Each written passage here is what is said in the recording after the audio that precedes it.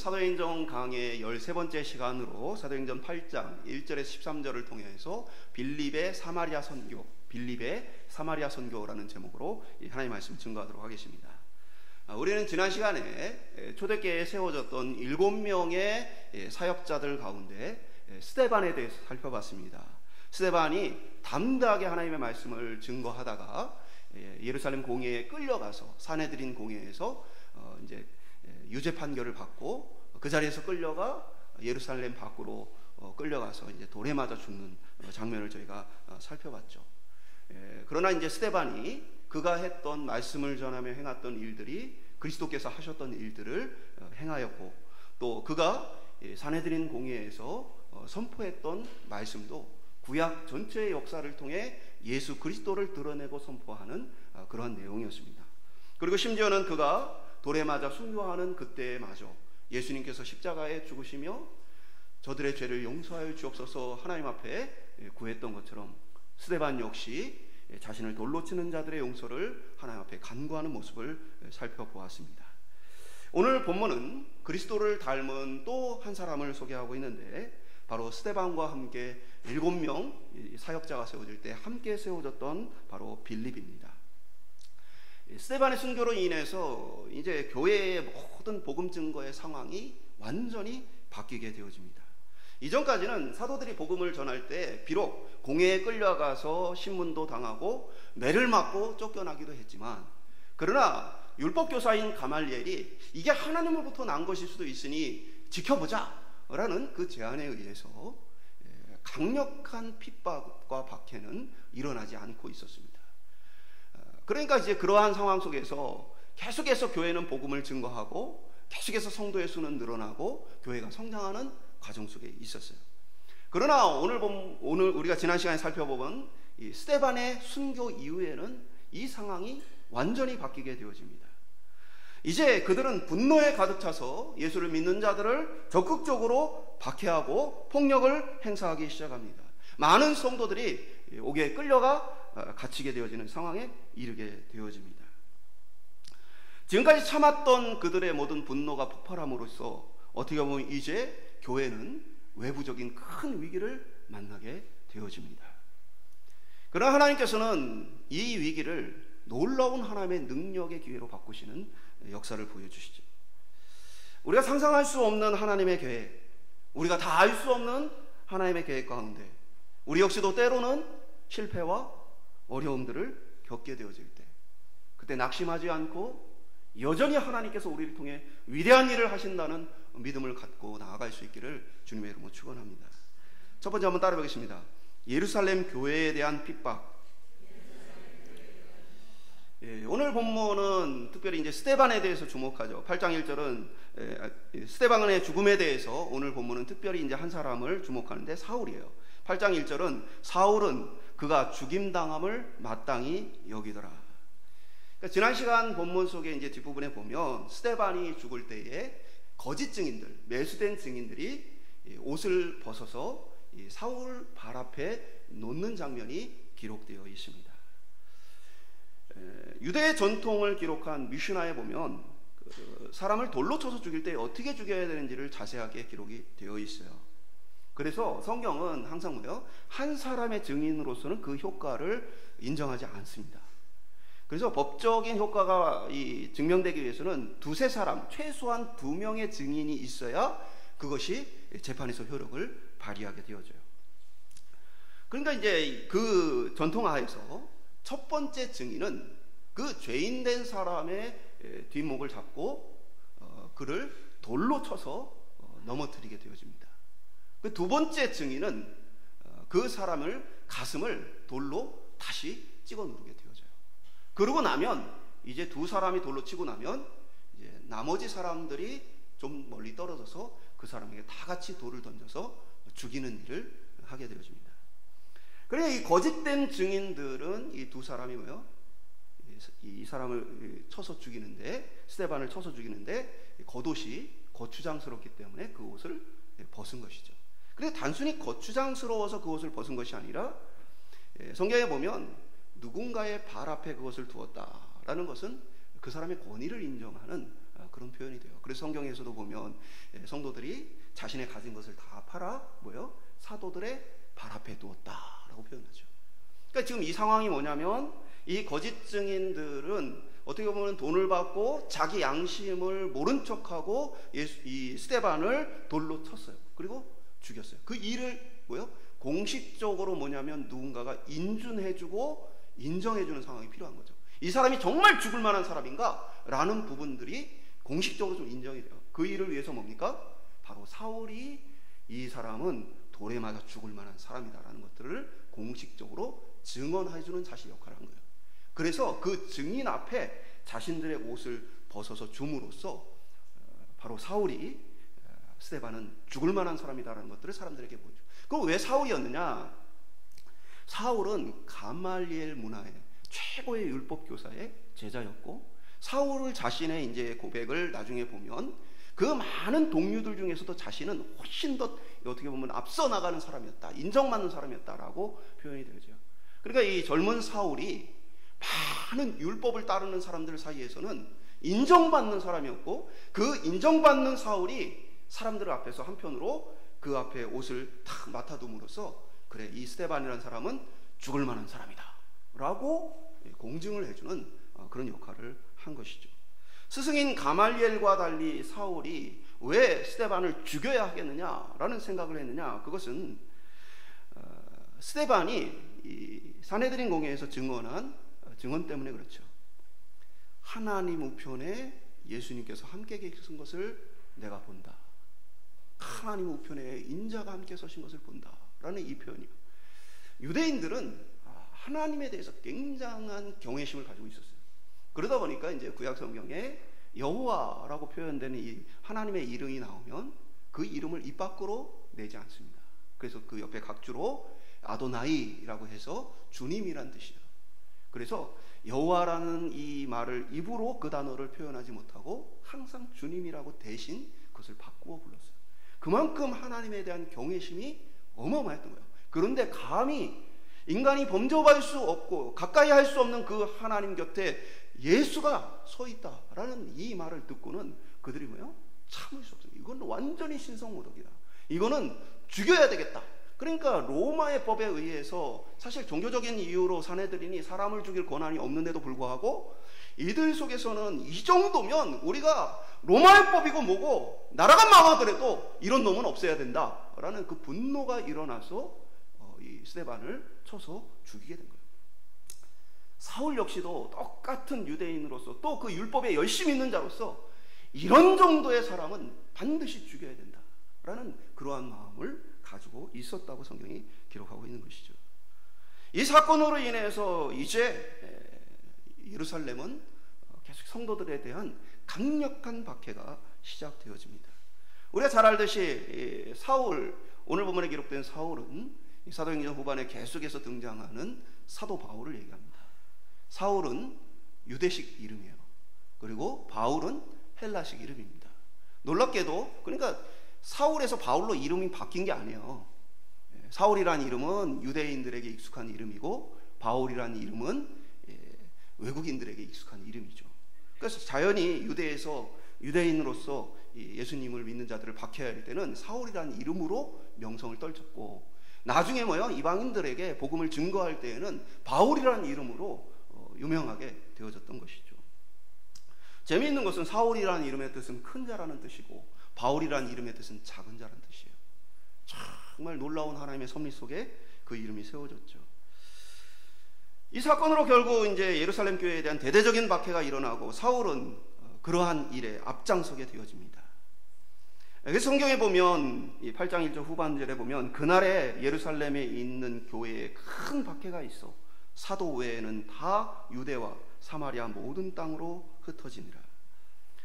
이제는 이제 사울을 비롯한 사람들이 이제 예수 믿는 사람들을 적극적으로 그냥 찾아서 수색을 하고 그들을 끌어다가 감옥에 가두고 처벌을 하는 그러한 일들이 생겨나고, 그 일이 들불처럼 뜨겁게 번지게 됨으로써 굉장한 공포 분위기가 조성이 되어집니다. 그러자 성도들은 자신의 안전을 위해서 예루살렘을 떠나 도망하게 되어집니다. 그래서 각 유대 지역과 그리고 사마리아, 그리고 이방 땅까지 성도들이 피난을 가는 그런 상황이 벌어지게 되죠. 8장 2절은 경건한 사람들이 스데반을 장사하고 위하여 크게 울더라. 원래 이렇게 신성모독을 비롯한 심각한 죄를 짓고 돌에 맞아 죽은 사람을 위해서 애곡하면 안 됩니다. 율법적으로 그 공정한 하나님의 심판에 대해서 백성이 애곡하면 안 돼요. 그런데 스데반이 죽었을 때에 경건한 사람들이 스데반을 장사하고 그를 위해 크게 울었더라라고 성경이 기록하고 있어요. 그러면 이 경건한 사람들이 누구냐? 이제 해석이 크게 둘로 갈려요. 하나는 스데반처럼 이방인 출신 유대인들이 아니고 유대의 원래 히브리파 유대인일 것이다 라고 생각하는 사람들이에요. 그 이유는 어떻게 보면 이제 유대인들이 계속해서 율법을 지켜왔고 그러한 이제 율법적인 부분에 있어서 이 사람들에 대해서는 박해가 없었을 것이다 라고 생각하는 해석 때문에 그래요. 저는 그렇게 해석하지는 않고 이 경건한 유대인들이란 예수님을 아직 믿지 않지만 그러나 하나님을 진심으로 따르고자 하는 사람들을 가리킨다라고 저는 해석을 해요. 그 이유는 누가복음 2장 25절에 보면 똑같은 단어의 경건한 자로서 표현되는 사람이 사가랴예요. 제사장 사가랴는 뭡니까? 성전에서 그리스도를 간절히 기다리고 있던 사람이에요. 그 다음에 또 사도행전 2장 5절에 보면 이 경건한 유대인들에 대한 기록이 있는데 경건한 유대인들이 천하 각국에서 와서 예루살렘에 머물렀다. 그래서 이때 성령 강림이 일어나고 그것으로 말미암아 각 언어로서 복음이 증거될 때에 경건한 유대인들이 그 예루살렘에 와서 그때에 이 복음을 듣게 되었다. 그래서 이 본문들을 보면 예수 그리스도를 믿고 따르게 될 준비된 사람, 참으로 하나님을 사랑하는 그리고 율법을 참으로 따르고자 하는 그러한 사람들을 이 성경이 경건한 자들이라고 표현하고 있다는 거예요. 그래서 보면 이들이 뭐예요?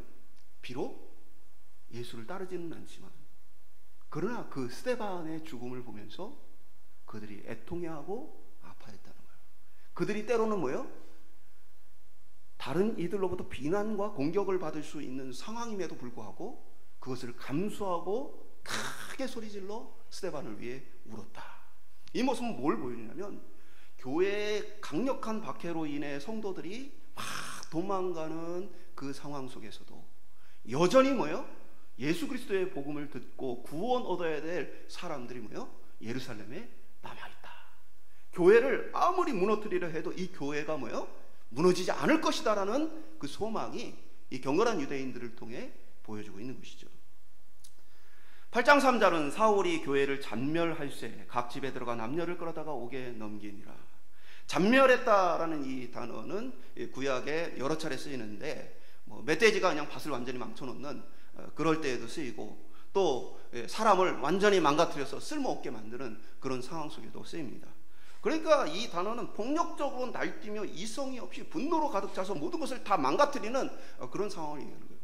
그러니까 사울을 비롯한 또 많은 이 유대인들이 정말 이 그리스도인들을 그냥 두면 안 된다. 얘네들을 그냥 지켜볼 게 아니다. 얘네들을 없애야만 한다. 라는 그러한 강력한 의지에 의해서 이 폭력과 또 상식이 통하지 않는 그러한 비논리로서 이들이 성도들을 핍박했다라고 볼 수 있어요. 이제 성도들은 예루살렘이 안전하게 되지 못하자 큰 두려움 속에서 예루살렘을 떠나서 유대 각 지역과 사마리아를 비롯해 이방 땅으로 도망하게 됩니다. 두 번째 한번 따라볼까요? 빌립의 사마리아 선교. 근데 우리가 이 일을 보면서 참 놀라운 건 하나님의 위대한 계획이에요. 하나님은 우리가 상상할 수 없는 방법으로 하나님의 뜻을 이루어 가십니다. 예루살렘에 머물러 있던 이 복음은 이 박해로 인해서 유대 지역과 사마리아와 이방 땅까지 퍼져가는 복음의 확장의 역사가 이 박해를 통해 나타나게 되어져요. 사도행전 전체의 서론이 되는 사도행전 1장 8절은 오직 성령이 너희에게 임하시면 너희가 권능을 받고 예루살렘과 온 유대와 사마리아와 땅끝까지 이르러 내 증인이 되리라 라고 말씀하셨죠. 그 말씀대로 8장 1절은 유대와 사마리아 모든 땅으로 흩어지니라. 그러니까 이 누가는 이 박해 사건으로 말미암아 성령을 받음으로 나타날 그 사역이 그 결과가 지금 일어났다라고 기록하는 거예요. 실제로 8장 4절은 그 흩어진 사람들이 두루 다니며 복음의 말씀을 전할세. 본문은 교회가 스스로 성령 충만하여서 하나님, 이제 우리가 예루살렘에만 머물 것이 아니라 하나님의 말씀대로, 예수님께서 그때 하셨던 말씀대로 우리가 유대 지역과 사마리아와 땅끝까지 가서 이제 복음을 전해야 되겠습니다 라고 그들이 결단하지 않았어요. 그래서 복음 전파가 된 것이 아니에요. 예루살렘의 박해를 피해 도망하는 사람들을 통해 하나님의 역사가 이루어지죠. 그 중에 한 사람이 빌립이었고, 그는 특별히 이 사마리아의 복음을 증거하게 되어집니다. 8장 5절은 빌립이 사마리아 성에 내려가 그리스도를 백성에게 전파하니. 성령께서 하시는 일은 예수 그리스도께서 말씀하신 것처럼 땅끝까지 복음을 전파하는 일이었어요. 비록 그들이 자발적으로 예루살렘을 떠난 것은 아니지만, 그러나 성령의 충만함을 통해서 그들로 하여금 가는 곳마다 복음을 전하게 하십니다. 빌립 역시도, 빌립의 고향이 가이사라예요. 가이사라는 이제 북부 지역입니다. 그러니까 남부 유대에서 가이사라로 도망가는 그 과정의 중간에 사마리아가 있어요. 그러니까 도망하는 그 과정 속에서도 뭐냐면 계속해서 복음을 증거하고 있었던 것이죠. 성령의 역사는 우리가 어디에 있느냐, 우리가 어떤 처지에 놓였느냐, 이런 것이 아니고 지금 우리가 무엇을 하느냐와 관련이 있어요. 사람들의 관심은 내가 어디에 있느냐, 내가 어떤 처지에 놓였느냐에 관심이 많아요. 그러다 보니까 성공하거나 부자가 되거나 건강하거나 명예를 얻거나 권세를 가지는 것에 관심을 가지고 그것을 많이 구합니다. 그러나 성령께서는 우리가 어디에 있느냐, 어떤 처지에 있느냐가 아니라 지금 그 그리스도의 명령에 우리로 순종하게 하십니다. 우리가 다른 모든 것을 간구하지만 예수님께서 기도를 가르치실 때에 먼저 하나님의 나라를 구하라고 하신 것도 같은 맥락이에요. 그러니까 우리가 일용할 양식과 같이 우리의 삶에 필요한 모든 것들을 구해야 돼요. 그러나 그것보다 먼저 구해야 될 것, 우리가 그것보다 먼저 앞서야 할 것은 하나님의 나라, 하나님의 뜻이 이루어지는 것에 대한 우리의 관심이 필요하다는 것이죠. 성령은 바로 우리의 관심을 하나님의 뜻과 하나님의 나라에 맞추게 한다는 거예요. 스데반이 회당과 공회에서 그리스도를 선포한 것 같이 빌립도 사마리아 성에서 그리스도를 선포하게 되어집니다. 지금 목숨이 위태로운 상황 가운데 자신을 쫓아와 붙잡으려는 많은 유대인들 속에서, 쫓기는 상황 속에서도 성령께서는 그들로 하여금 충만한 은혜를 주셨고, 그리스도로 충만해진 그들은 가는 곳곳마다 그리스도를 선포했다는 거예요. 지금 어떤 처지에 있느냐, 어떤 상황에 있느냐가 아니라 지금 무엇을 하느냐, 이것이 우리에게 성령의 역사를 보여주는 거예요. 8장 6절과 7절을 보면 무리가 빌립의 말도 듣고 행하는 표적도 보고 한 마음으로 그가 하는 말을 따르더라. 많은 사람에게 붙었던 더러운 귀신들이 크게 소리 지르며 나아가고 또 많은 중풍병자와 못 걷는 사람이 나으니. 빌립이 말씀을 전하고 귀신을 쫓아내고 중풍병자와 걷지 못하는 사람들을 비롯한 병자들을 고치는 이 사건은 누구의 사역을 보여줘요? 예수님이 이 땅에서 하셨던 사역을 보여주는 거예요. 예수님께서 보낸 자들은 예수님께서 하셨던 일을 하는 것이고, 예수님이 보낸 자들은 예수님께서 증거하셨던 말씀을 선포하는 것이에요. 성령께서는 바로 그것을 떠오르게 하고 생각나게 하시는 분이시죠. 그 결과 8절은 그 성에 큰 기쁨이 있더라. 이는 예수님께서 태어나실 때 천사들이 예수님을 통해 나타날 변화에 대해서 말했던 본문을 떠올리게 해줘요. 누가복음 2장 10절에 보면 천사가 이르되 무서워하지 말라. 보라, 내가 온 백성에게 미칠 큰 기쁨의 좋은 소식을 너희에게 전하노라. 그러니까 이 말씀 보면 뭐예요? 예수님께서 오시면 뭐예요? 큰 기쁨의 소식이 될 것이다. 근데 오늘 빌립이 복음을 사마리아 성에 증거했을 때 사마리아 성이 어떻게 해요? 큰 기쁨이 그 안에 있더라 라는 부분을 기록하고 있죠. 그래서 여러분 이 성경을 특별히 볼 때 누가복음과 사도행전은 누가가 함께 기록했기 때문에 이 연결되어서 누가복음에 있는 것들이 사도행전에 어떻게 이루어지고 누가복음을 통해서 약속하신 것이 사도행전에 어떻게 성취됐는가를 보면 훨씬 더 성경이 좀 풍성하게 볼 수 있어요. 그런데 이 일은 사실은 불가능한 일이죠. 왜냐하면 사마리아인들과 유대인들은 서로 관계가 굉장히 좋지 않았어요. 역사를 보면 그들 끊임없이 분쟁합니다. 먼저는 어떻게 그 분쟁이 시작됩니까?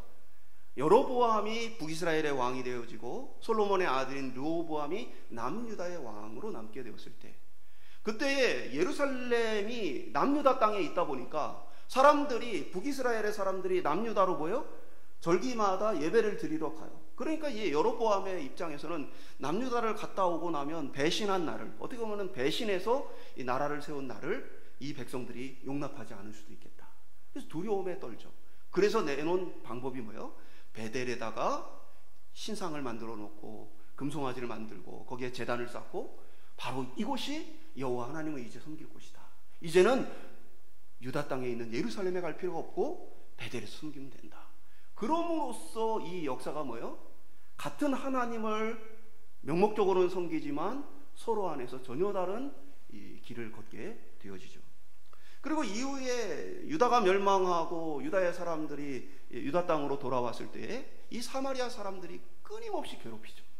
유다가 바로 서지 못하도록 이 성벽을 쌓고 성전을 짓는 모든 일을 비난하고 공격하면서 유대인들을 괴롭힙니다. 그러니까 역사적으로 그 분노가 가득하죠. 거기에 뭐 우리가 느헤미야를 보면 느헤미야를 죽이기 위해서 이들이 막 거짓 모략과 거짓 이들을 행하는 모습을 보게 되어져요. 그러고 나서 이후에 이제 신구약 중간에 보면 어떤 사건이 있냐면, 유대인들이 힘을 얻어서 베델로 쳐들어가서 베델의 이 산당을 다 무너뜨리는 사건이 일어나요. 그러니까 거짓 우상을 더 이상 섬기지 마라 하고 다 부셔버린 거예요. 그런 사건들. 이러한 모습을 보면 이 사마리아인들과 유대인들 사이에 역사적으로 얼마나 많은 뿌리 깊은 갈등이 있고 서로를 미워했는지를 알 수 있죠. 실제로 이 북부 갈릴리와 남부 유다 땅 사이에 중간에 사마리아가 있기 때문에 예배를 드리러 이들이 이 예루살렘으로 오려면 사마리아 땅을 거쳐가야 돼요. 그러나 많은 유대인들은 그 사마리아 땅 밟는 것조차 싫어서 먼 거리를 돌아오는 이들도 많이 있었어요. 그리고 예수님께서 이 사마리아 성의 우물가의 여인을 만나셨을 때 그 여인이 하는 얘기가 뭐예요? 유대인 남자인 당신이 나에게 왜 물을 달라고 합니까? 원래 유대인과 사마리아는 상종하지 않는데 왜 나한테 말 겁니까? 라고 말할 정도로 예수님 시대에도 동일한 갈등이 있었어요. 예수님께서도 누가 나의 이웃입니까? 라는 이 질문 앞에서 예수님께서 선한 사마리아인의 비유를 드시면서 사마리아인도 너의 이웃이다라는 얘기를 하시죠. 유대인들의 생각에는 사마리아인은 도저히 우리의 이웃이 아니다라는 그런 생각에 빠져 있는데, 예수님은 그 생각을 깨고 사마리아인도 너의 이웃이다라는 얘기를 하셔요. 그만큼 이들 사이에는 복음을 나누고 교제를 할 만한 그런 상황이 아니에요. 그런 관계가 아니에요. 근데 유대인인 빌립이 사마리아 성에 예수의 복음을 증거할 때에 그 복음의 역사가 민족적인 갈등을 넘어 그들을 예수 안에 하나 되게 하는 역사를 일으킨 것이죠. 우리는 우리 자신이 성공해야 하나님의 영광을 드러낼 수 있다는 착각을 자주 합니다. 실제로 많은 그리스도인들이 그러한 생각을 가지고 성공을 갈망해요. 제가 하나님이 이번에 이 사업만 잘 되면, 하나님 제가 이번에 좋은 학교를 들어가면, 하나님 제가 좋은 직장을 얻으면, 그러면서 우리는 하나님께서 무언가 우리의 성공을 이루어 주실 때에 그곳에 하나님의 영광이 나타나고 내가 하나님께 영광을 돌릴 수 있다라고 생각을 하죠.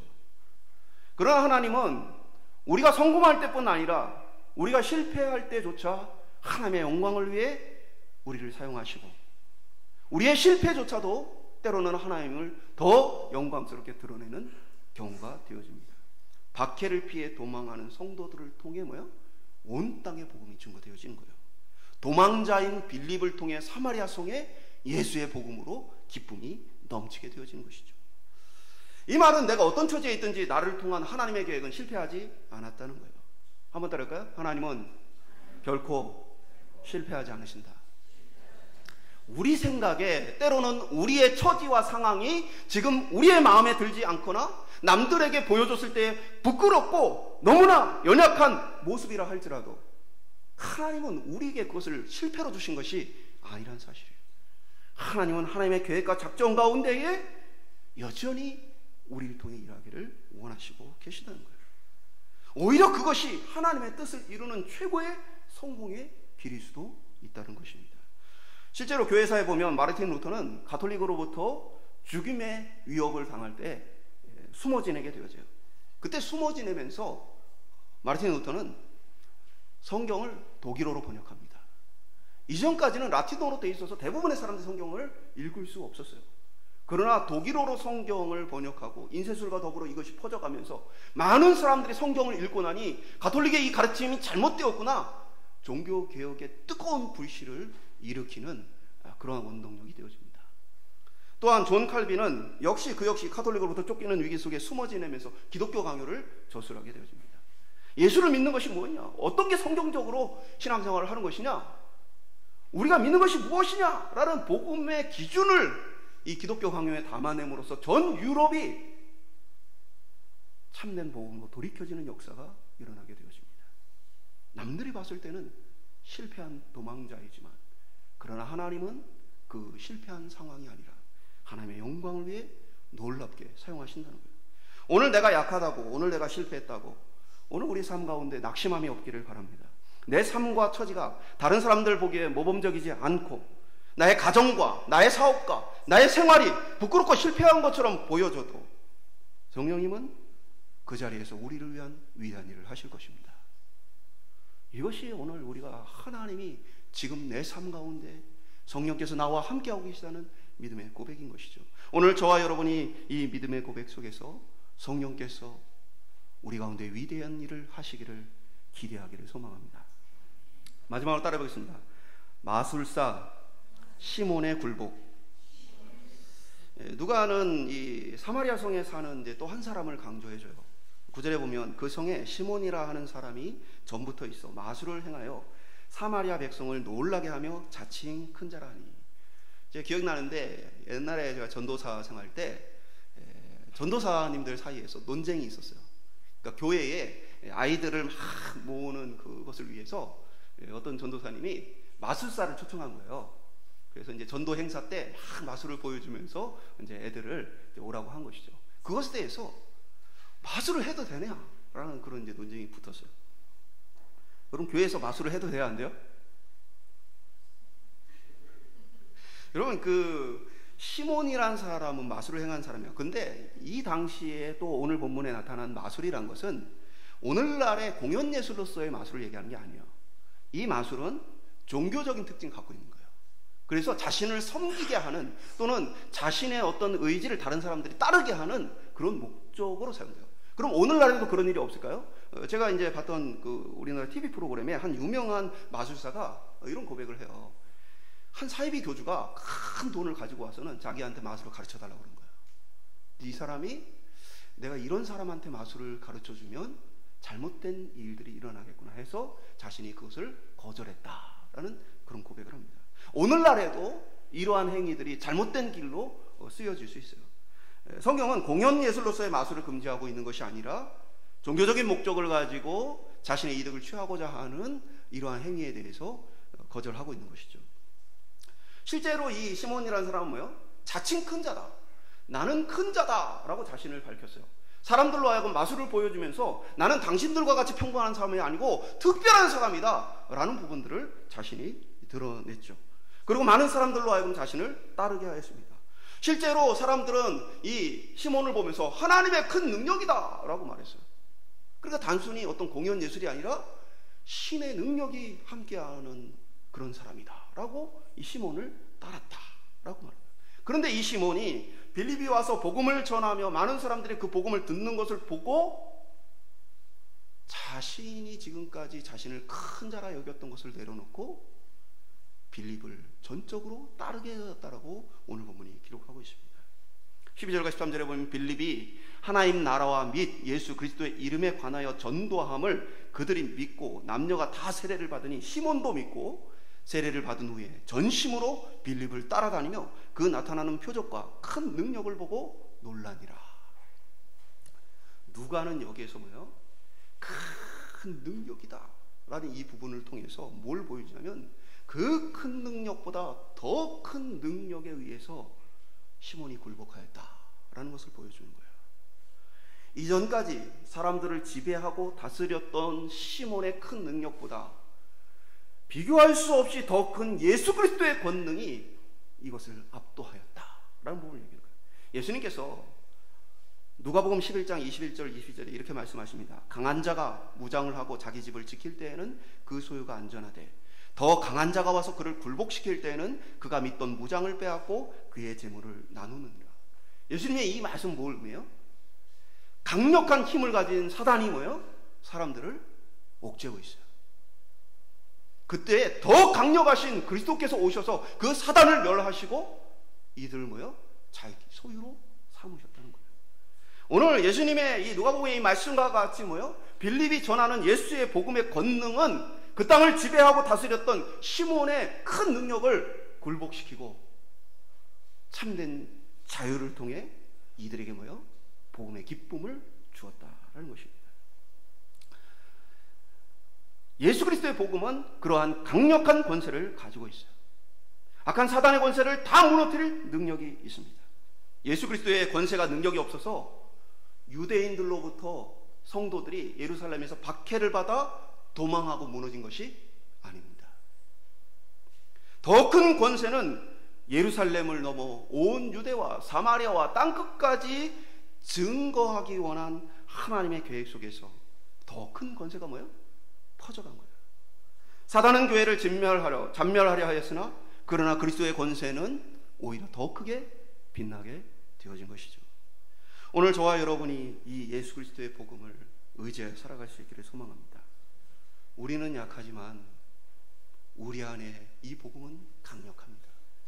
나는 때로 절망하지만 그 절망을 다 깨고 이길 만큼 그리스도의 권능은 우리를 사로잡으십니다. 말씀 맺도록 하겠습니다. 스데반이 유대인들의 분노로 인해 돌에 맞아 순교함으로써 예루살렘의 분위기는 완전히 바뀝니다. 예수 믿는 사람들을 본격적으로 강력한 박해로 핍박하게 되어집니다.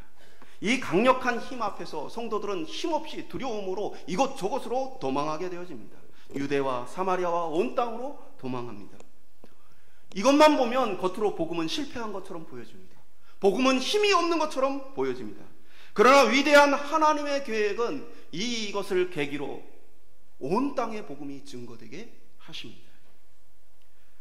바로 예수 그리스도의 십자가와 그와 같았습니다. 예수 그리스도께서는 세상을 구원하고 이스라엘을 구원하기는커녕 로마의 손에 붙들려서 힘없이 십자가에 비참하게 죽었습니다. 예수 그리스도는 구원자가 아니라 너 자신이나 구원하라라는 비난을 들어가며 아무것도 하지 못한 실패자인 것처럼 보여지고, 실제로 일부 이단들은 예수님은 이 땅에 구원자로 왔지만 실패했다라는 말을 서슴없이 합니다. 그러나 우리는 성경을 통해 잘 알고 있죠.